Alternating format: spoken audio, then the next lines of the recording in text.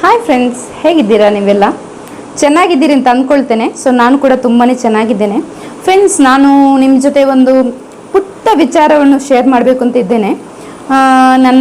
ನನಗೆ ಒಬ್ಬರು ಆತ್ಮೀಯರಿದ್ದಾರೆ. ಸೊ ಸವಿ ಅಂತೇಳಿ.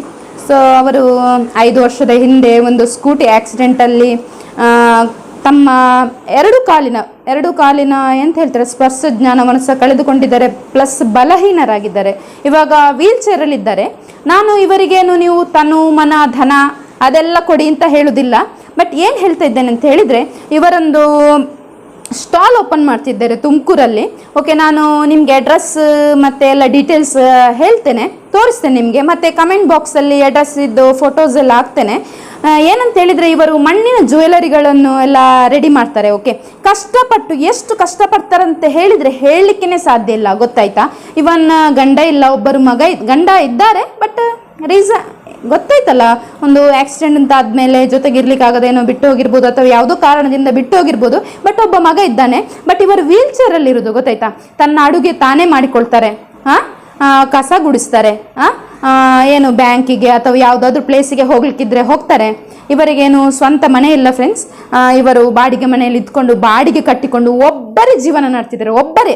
ಸೊ ಇವರೆಲ್ಲ ನಮಗೆ ಮಾದರಿ ಆಗ್ತದೆ. ಓಕೆ, ಸೊ ಇವರು ತುಮಕೂರಲ್ಲಿ ಒಂದು ಸ್ಟಾಲ್ ಇಡ್ತಾರೆ, ಏನು ಮಣ್ಣಿನ ಆಭರಣ. ಇವರು ಮಣ್ಣಿನ ಆಭರಣಗಳನ್ನು ಮಾಡ್ತಾರೆ, ಜೊತೆಗೆ ಕ್ಲಾಸ್ ಕೂಡ ಕೊಡ್ತಾರೆ. ನಾನು ಅವರಿಂದಲೇ ಕ್ಲಾಸ್ ತಗೊಂಡಿರುವಂಥದ್ದು. ನಿಮ್ಗೆ ಏನಾದರೂ ಕಲಿಬೇಕು ಅಂತ ಮನಸ್ಸಿದ್ರೆ ನೀವು ಅವರಿಗೆ ಕಾಂಟ್ಯಾಕ್ಟ್ ಮಾಡ್ಬೋದು ಫ್ರೆಂಡ್ಸ್. ಅವರದೊಂದು ಯೂಟ್ಯೂಬ್ ಇದೆ, ಸವಿ ಅಂತೇಳಿ.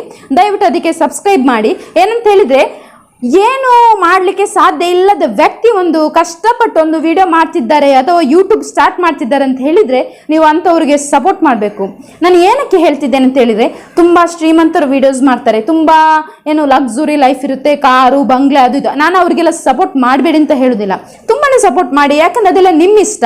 ಓಕೆ, ನಿಮ್ಮ ಇಷ್ಟದ ಪ್ರಕಾರ ಅವರಿಗೆ ಸಪೋರ್ಟ್ ಮಾಡೋದ್ರ ಜೊತೆಗೆ ಇಂಥ ಒಂದು ಕಷ್ಟದಲ್ಲಿರುವ ವ್ಯಕ್ತಿಗೆ ಒಂದು ಸಪೋರ್ಟ್ ಮಾಡಿದರೆ ನಮಗೂ ಒಂದು ಪುಣ್ಯ ಬರುತ್ತೆ, ನಿಮಗೂ ಒಂದು ಪುಣ್ಯ ಬರುತ್ತೆ ಅಂದ್ಕೊಳ್ಳಿ. ಓಕೆ, ನಾನು ಅದರ ಲಿಂಕನ್ನು ನಾನು ಕಮೆಂಟ್ ಬಾಕ್ಸಲ್ಲಿ ಹಾಕಿರ್ತೇನೆ.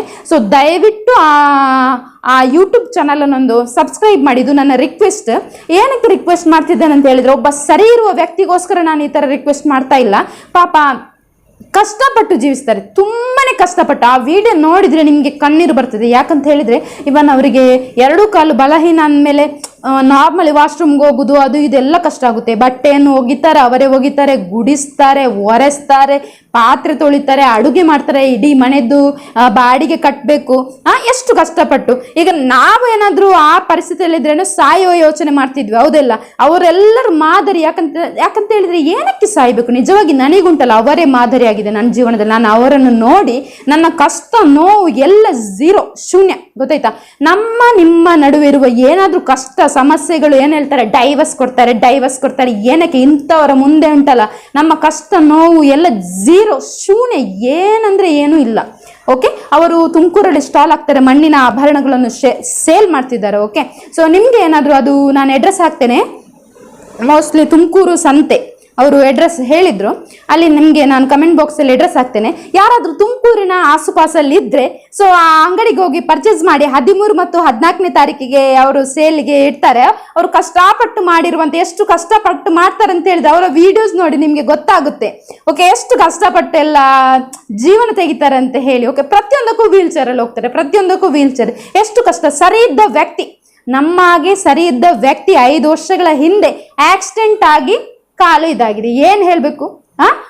ಅವರ ಬದುಕನ್ನು ಗೆದ್ದು ಬಂದದೇ ಛಲಗಾತಿ. ಓಕೆ, ಇವರಿಗೆ ಒಂದು ಗೌರ್ಮೆಂಟ್ ಇಂದ ಉಂಟಲ್ಲ ಒಂದು ಅವಾರ್ಡ್ ಕೊಟ್ಟರು ಸಹ ಅದು ಕಡಿಮೆನೆ ಇಂಥವ್ರಿಗೆ.